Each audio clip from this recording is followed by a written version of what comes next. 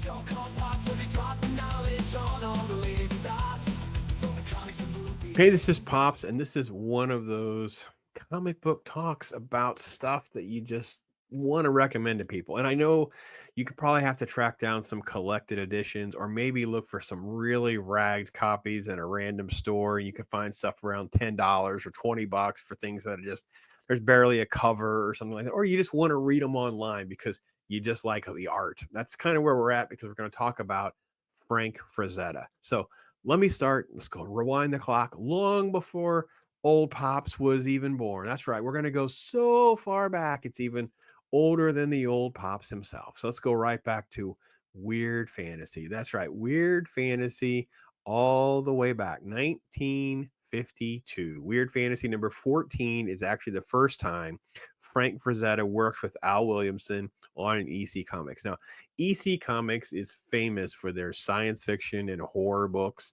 These things were revolutionary. Of course, it becomes part of this big comics code pushback from culture because they were thought to be corrupting the minds of the youths, right? And it was just scary and graphic horror at times, but there's also just brilliant sci-fi stuff and just beautiful artwork. So Weird Fantasy 14 is his first time he teams up with Williamson.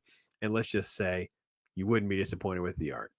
All right, this issue is one of those most people never heard of. Like it's one of those that you just kind of have to learn what it is to know what it is. Thunder.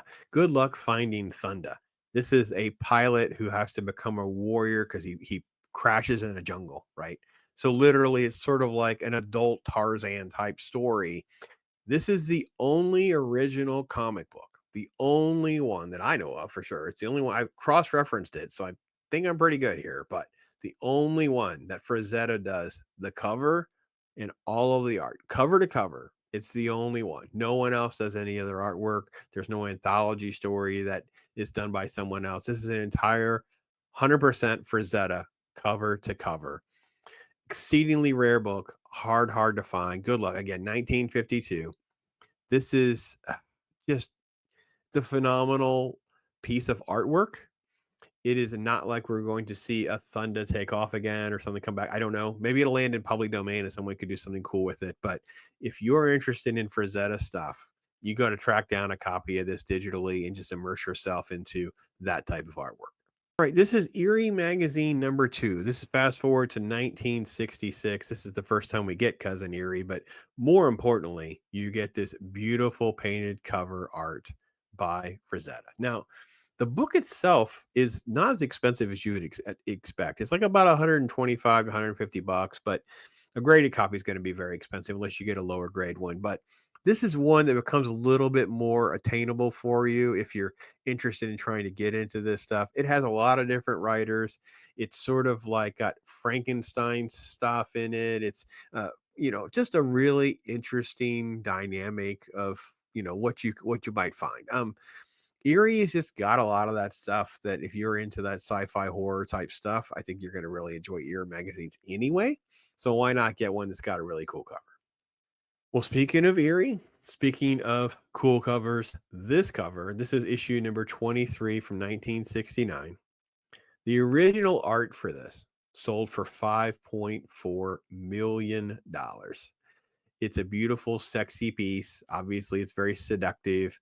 That's why people love it. But look how, I mean, this is just immaculate type stuff. And if you go down the rabbit hole with like Eerie Mag and you start going issue to issue and you see the painted work that's done here, it's just absolutely breathtaking. And I think that again, if this is something that you are remotely interested in checking out, there are a ton of them like this. You'll find other titles that he works on during this era.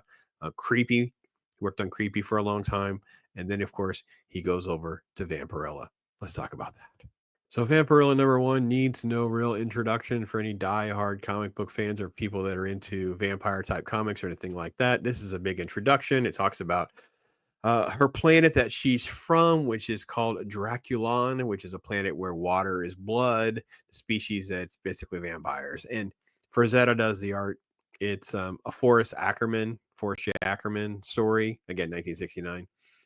And it's sort of one that is so iconic that the diehard folks know in and out, and it becomes something that starts to elevate Frazetta beyond just like extreme odd circles because Vampirilla becomes a bigger thing for obvious reasons. He's on Vampirilla, but fast forward a little bit. This is actually one of my favorite issues. I love this one. This is actually the first appearance of Mordecai. So this is this drunken stage magician who becomes like an ally of Vampirilla. And I always thought just the mixture and the blend on the cover, the way things just kind of flare up around the sides, I thought just made this just a beautiful piece. And I got to be honest, just this green text of beware the epidemic of the green plague. That's right. The text just jumps out at me, man. I always thought this issue 11, and I don't know. They're all beautiful. I mean, I got to be honest. I love all of his type stuff, but this in particular, I thought was great. So, Epic Illustrated #1 is actually one of the first books that Frazetta had done the cover for that I could actually afford in college. So, this is actually from 1980, so it's not nearly as old, so it was a little more affordable for me. So, I was actually able to get this book back in the day, and I had this a long time. So, this is this Odyssey type story. There's a story about Galactus and Silver Surfer by Stan Lee in it. John Buscema does some work in here. So it's just one of those few times where I could find something that I could actually get with a Frazetta cover on it. So I don't know. It's probably going to run you closer to $50 now, but you probably can find a cover that's kind of creased up or whatever and get something around $10. It's obviously not as rare. It's from 1980, so it's not nearly as hard to find, but it is it is one of the artists that you'll find that has this sort of capturing that ancient Greece and Rome feel, a lot of horror and sci-fi, a lot of details, darkness and shadows. It doesn't matter what he's working on, he brings it each and every time. So if you're really looking to get something by Frazetta on a budget, Dark Horse actually did reprints. So this is a reprint of Conan #2, and it was done in like 2007. So this is a Frost Giant story, and it's just really good. It's like so it's a fine way to be able to afford it. You can look for them. They're called Conan the Frazetta cover series.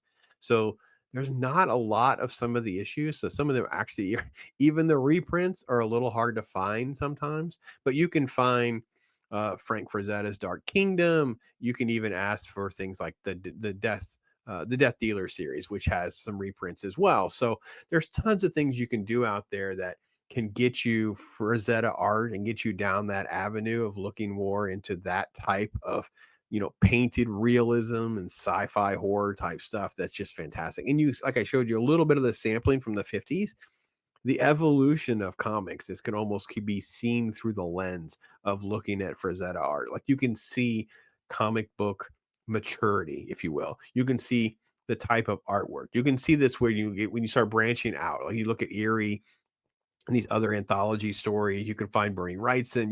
You just end up down the rabbit hole like I did, and you can find all these artists. And when you start to compare it to the computer generated, all this sort of like paint by number stuff that I just can't tolerate, you start to hopefully understand why the bar can be held high because there's these people who've done such things that are epic, just epic scale stuff that I'm not going to call these new things great when this is a standard that is being held up against it. So anyway, a little bit different, more like an artist profile. I mean, I barely touched the surface. There are dozens more, hundreds. I mean, hundreds of colors. I mean, let's be honest, the guy's it's phenomenal, man. Decades of work. So I'd love to hear from you guys. You got some favorites. There are people out there that know comics way better than me that are probably shouting at the screen, going, "You didn't talk about this series and that series." You're right, I didn't. There's not a way to do it even justice. There's not. We could do hours of streaming and pulling up examples and trying to share with people. So, but at least if I could get some, scratch an itch and get somebody interested, that's that. My work here is done.